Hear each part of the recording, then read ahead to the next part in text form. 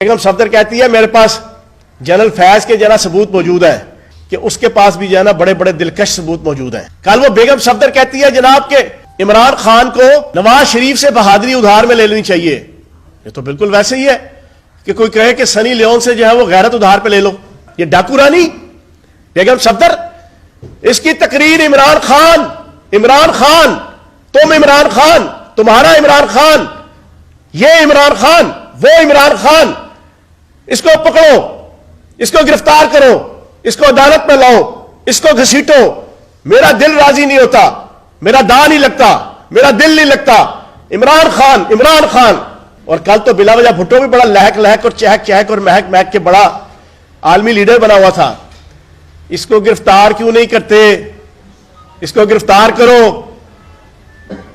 بلا وجہ بھٹو صاحب، اگر آپ بھٹو خاندان اور زرداری خاندان میں نہ پیدا ہوتے تو الماس بوبی نے بھی آپ کو اپنا ملازم نہیں رکھنا تھا.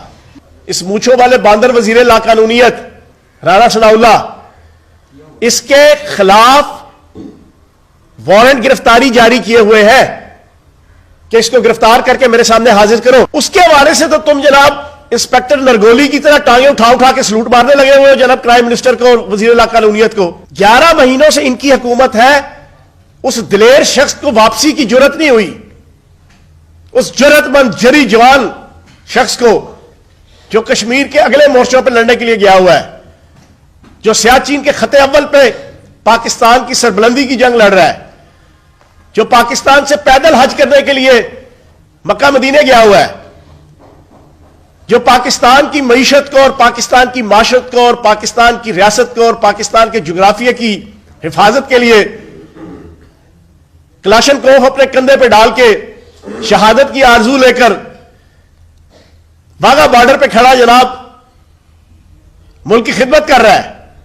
اور بھائی وہ چور، وہ لٹیرا، وہ نوسر باز، وہ پوری پاکستانی قوم کو چونا لگا کے، وہ پوری پاکستان کی ریاست کو چونا لگا کے، وہ پوری پاکستان کے عدالتی سسٹم کو چونا لگا کے، وہ پورے پاکستان کے اداروں کو چونا لگا کے، وہ پورے پاکستان کی ایجنسیز کو چونا لگا کے 50 روپے کے سٹامپ پہ لکھ کے گیا اور اس 50 روپے کے سٹامپ پہ ضمانت دی سلطان مجبور شہباز شریف نے کہ بھائی جان انہوں جان دیو، میں گواہی دینا، یہ 4 ہفتے بعد واپس آ جائے گا. وہ محاورہ خواجے کا گواہ ڈڈو.